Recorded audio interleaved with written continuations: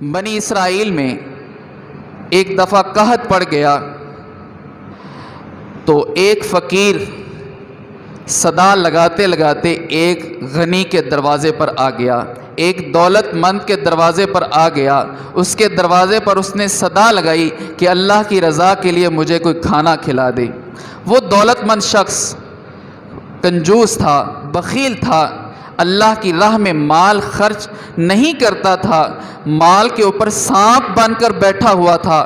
لیکن اس دولت مند کی بیٹی بڑی خدا ترس عورت تھی، نیک دل عورت تھی۔ جیسے ہی اس فقیر نے دروازے پر صدا لگائی، اس دولت مند کی اس بیٹی نے اس فقیر کو ایک گرم روٹی بنا کر دائیں ہاتھ سے اسے پکڑا دی۔ جب باپ کو پتہ چلا، وہ غصے سے سیخ پا ہو گیا اور اپنی بیٹی کی اس حرکت پر اپنی بیٹی کا دایاں ہاتھ کاٹ دیا، اور ادھر رب کائنات کا غضب جوش میں آ گیا۔ آہستہ آہستہ اس کی ساری مال و دولت ختم ہو گیا، اس کا سارا مال تباہ و برباد ہو گیا اور ذلت کی زندگی بسر کرتے کرتے مر گیا۔ اس کا مال اس انداز میں تباہ و برباد ہو گیا، وہ خود تو مر گیا، بیٹی بھی فاقے کرنے پر مجبور ہو گئی۔ بیٹی لوگوں کے دروازوں پر بھیک مانگنے پہ مجبور ہو گئی، بھیک مانگ کر اپنا گزارا کرنے لگی۔ ایک دن وہ بھیک مانگتے مانگتے کسی دولت مند کے دروازے پر جا پہنچی۔ اس دولت مند کی والدہ اندر سے جب باہر آئی، اس نے دیکھا، اس بیٹی کی شکل و صورت کو دیکھ کر سمجھ گئی کہ یہ پیشہ ور بھکارن نہیں ہے، یہ پیشہ ور مانگنے والی نہیں ہے، یہ حالات کی ستائی ہوئی ہے، یہ دکھوں کی ماری ہوئی ہے جو لوگوں کے دروازوں پر بھٹک رہی ہے۔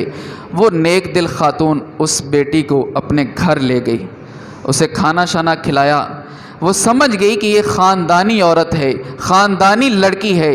اس خاتون نے اس لڑکی کا نکاح اپنے بیٹے سے کر دیا، اپنے بیٹے سے اس کی شادی کر دی۔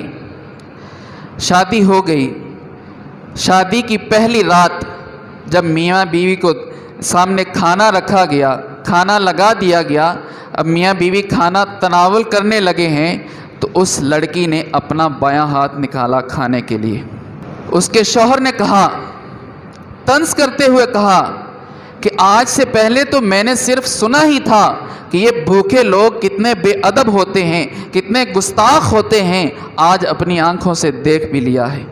وہ بار بار اصرار کرتا رہا کہ تجھے اتنی بھی تمیز نہیں ہے، تیرے اندر اتنی بھی سینس نہیں ہے کہ کھانا دائیں ہاتھ سے کھایا جاتا ہے، تو بائیں ہاتھ سے کھانا کیوں کھا رہی ہے؟ اپنا دایاں ہاتھ نکال اور دائیں ہاتھ سے کھانا کھا۔